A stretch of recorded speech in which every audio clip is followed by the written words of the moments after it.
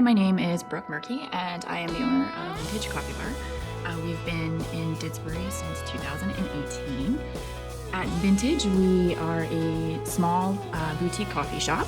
We do handcrafted espresso beverages, as well as drip coffee, cold beverages, treats, and a small breakfast and lunch menu. Most of my recipes have come down from my grandmother's or my mother. When I first opened, I was so nervous. I was thinking that nobody would show up here. And within the first week, I just realized people needed a place to gather. They liked the atmosphere of Vintage Coffee Bar. They liked to come in and sit down. It was a place that I've always welcomed all different age groups as well. I love watching, older people come in with their grandkids or things like that. Families being able to come in, friends being able to come in.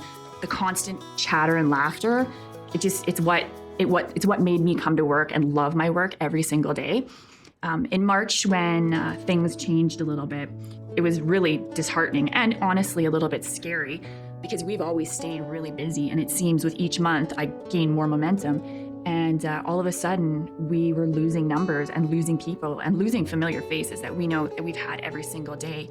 I needed this, and I think Didsbury needed this as well. So I made the scary decision to reopen.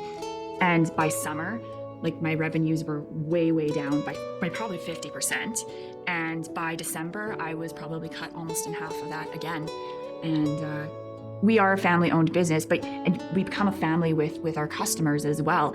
And with my employees, it was so difficult to say goodbye to them. I went from 7 people down to me and one other person. I mean, it's definitely changed.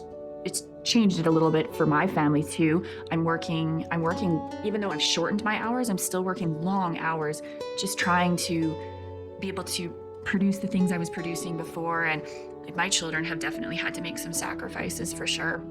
People don't just come necessarily to get a cup of coffee. And I want to touch a little bit on mental health. It's crazy, how you can become a part of somebody's day, especially my elderly population. There are a lot of, single elderly people in this community that come in for a drink or even just a chat. You become their lifeline, I think, and just to watch them deteriorate because they are not having that social contact anymore. You just realize how valuable your relationships with other people are. I think you realize how something so simple as just going on a coffee date or going to grab a coffee, just being able to speak to somebody face to face, that's something that I think we just take for granted. I've been really fortunate up to this point. I feel like people have been so good about continuing to support me, still coming in for takeout, still coming in for coffee, even if it's not every day anymore, if it's only once a week.